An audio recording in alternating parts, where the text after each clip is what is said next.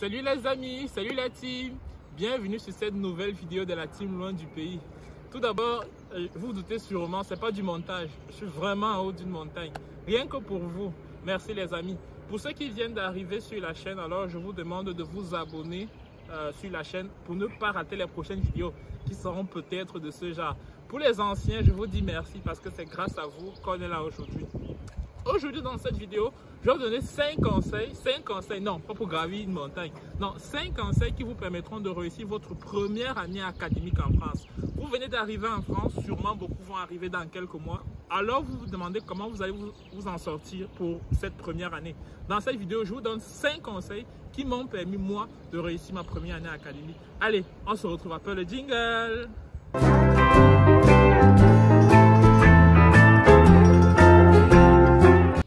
Ok les amis, je vais prendre, pour que ça soit plus complet, je vais prendre mon cas. Quand je venais en France, je venais en Master 2 et j'ai une admission à Nancy. Bon, dans d'autres villes, mais j'ai choisi de venir fréquenter à Nancy. Et j'avais une admission à Master 2. Dans mon pays, pour arriver en France, on est obligé d'établir une caution. Donc je venais avec une caution et je venais aussi avec l'espoir de faire un stage au second semestre. Un stage de 5 mois qui est généralement rémunéré quand il dépasse 7 semaines. Donc je venais en France avec financièrement une certaine assise en sachant que j'aurais 615 € x 12 durant ma première année et j'aurais potentiellement durant le second semestre un stage. Et mon projet d'étude c'était d'avoir un doctorat. Donc ma mission c'était de bien travailler à l'école pour à la fin décrocher ce doctorat là. Donc mon travail en France durant ma première année consistait à réussir mon année. Réussir mon année en Master 2 veut dire être parmi le 1 tiers. Donc je vous présente déjà le contexte parce que dépendant de votre cas, vous ne serez pas forcément dans mon cas, vous serez sûrement un élève de première année, deuxième année ou de Master 1 ou de Master 2. Bref, selon votre cas, fixez-vous déjà, savez-vous déjà dans quel contexte vous venez étudier en France. Dans mon cas encore, j'avais déjà réussi à avoir un logement, non pas dans une cité universitaire, mais chez un particulier. Donc je savais là où je devais habiter financièrement, je savais ce que je devais avoir chaque fin du mois et je savais sur le plan, le budget, le projet d'études, le projet professionnel était déjà clairement défini et il fallait que je me concentre juste sur mon école. Ok, dans la suite, je vais vous donner les 5 conseils qui m'ont permis alors vraiment de m'en sortir et à la fin de décrocher mon financement de thèse. Mais vraiment, ça, ce sont des conseils basiques. Ce que je vais vous donner s'applique à tout étudiant qui est à sa première année en France. Ok, le premier conseil que je vais vous donner, il va vous sembler être basique, mais je vais vous demander de travailler en groupe. Vraiment, il y a un proverbe qui dit si vous voulez aller vite, allez seul, mais si vous voulez aller loin, allez en groupe. Et je vous demande ce proverbe-là prendre tout son sens dans ce nouveau cas. Vous venez d'arriver dans un territoire que vous ne connaissez forcément pas, vous n'avez pas forcément d'amis, ou bien les enseignements peuvent être décalés du pays d'origine dont vous sortez. Vraiment, le conseil que je vous donne, c'est de vraiment travailler en groupe, ne restez pas seul. Si vous avez des difficultés, essayez de regarder vos camarades. Et j'insiste sur le fait de regarder même vos camarades qui sont français. Qui sont du territoire parce que eux ils ont reçu l'éducation, eux ils sont du système quoi, ils sont du système français. Je sais que ça, pour un départ il peut avoir des barrières, mais vous allez devoir briser ces barrières là parce que eux ils ne voient pas la chose comme nous. Je prends un exemple, moi étant physicien, dans mon pays d'origine la physique est un peu mathématique, donc on la rend trop formule, trop calcul, trop calculatoire. C'est bien, mais ici voilà, il faut peut-être décrire des courbes, savoir expliquer des notions physiques avec les mains. Ça, ce sont des choses qu'on ne pourra pas, vous n'avez pas forcément l'habitude de faire, que j'avais pas forcément l'habitude de faire. Mais c'est en côtoyant mes camarades qui étaient français que j'ai pu avoir cette capacité à pouvoir aussi analyser ces courbes. Alors, le premier conseil que je vous donne, c'est vraiment de travailler en groupe et n'hésitez pas d'intégrer dans vos groupes d'études. Vraiment, c'est vos amis, vos camarades qui sont français pour qu'il y ait brassage au niveau des cultures, mais aussi brassage au niveau des connaissances. Ok, the second advice, le deuxième conseil. Le deuxième conseil que je vais vous donner, que j'ai appliqué, c'est l'enregistrement des cours. Oui, je l'avoue, quand je venais d'arriver en France, les tout premiers cours, et d'ailleurs c'était comme ça durant le premier semestre, il y avait certains cours où j'étais lent. Je n'étais pas perdu, mais j'étais lent. C'est-à-dire l'enseignant parlait soit vite, soit il expliquait vite, soit il échangeait avec les étudiants, les autres étudiants très vite. En tout cas, pour moi, ça partait très vite. Ce n'était pas que l'enseignant était vite, mais sûrement pour moi, ça paraissait très rapide. Du coup, la solution que j'ai adoptée, c'est d'enregistrer les cours. Donc je venais avec mon téléphone, je mettais le téléphone sur la table et j'enregistrais l'audio. L'audio me suffisait largement puisque je prenais les notes. Et après, grâce à ces audios, j'essayais après de mettre l'audio lentement, c'est-à-dire j'utilisais VLC sans faire la publicité.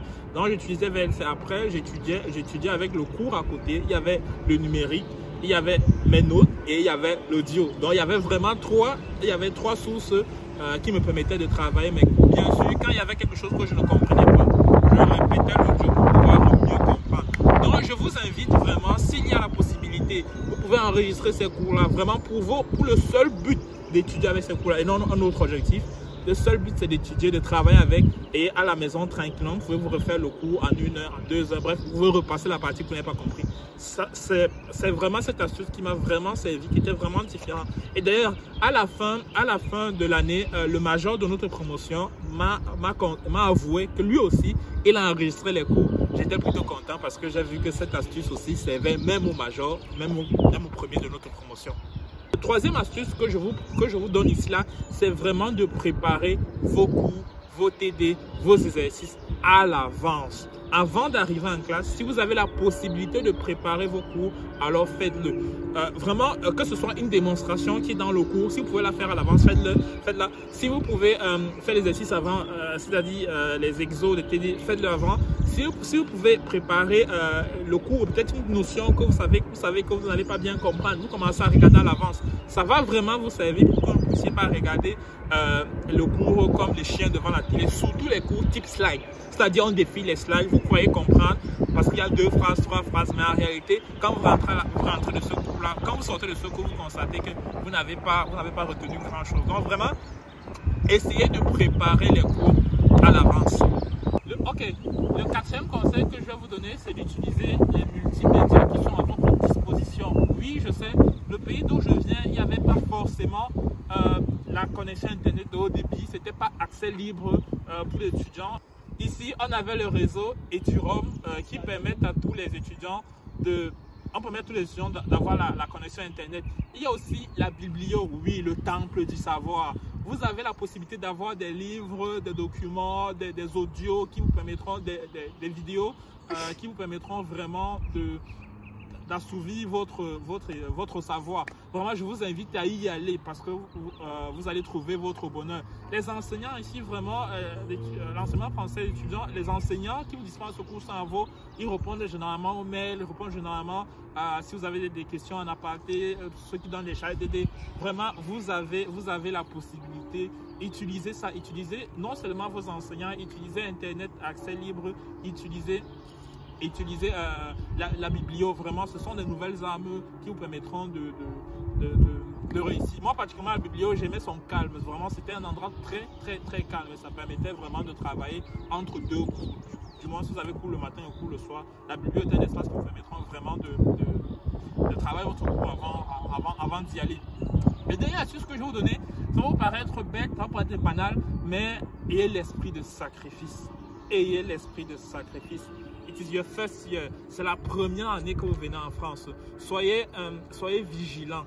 Ayez cet esprit de sacrifice. C'est-à-dire, ne donnez pas l'heure, comme on dit souvent ici, on dit en France. C'est-à-dire, prenez votre temps, essayez de travailler au maximum.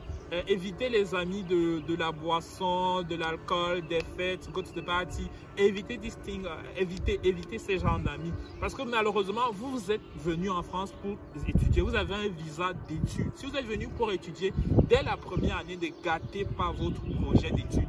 Tous les conseils que je vous ai donnés précédemment, préparer les cours, enregistrer, aller à la bibliothèque, utiliser vos enseignants, travailler en groupe, ne peuvent que s'appliquer si vous utilisez ce dernier conseil, c'est vraiment ayez l'esprit de sacrifice. Et vous allez réussir votre première année. Après les prochaines années, quand vous serez déjà habitué, vous aurez déjà un peu d'expérience, vous pourrez développer vos propres skills. Mais voilà les 5 conseils que je viens de vous donner pour réussir votre première année en France. Ok les amis, j'espère que la vidéo vous a plu, j'espère que le lieu derrière moi c'est magnifique. Il était question dans cette vidéo de vous donner les 5 conseils qui m'ont permis de sortir parmi le premier tiers de ma promotion de Master 2. J'espère que ces conseils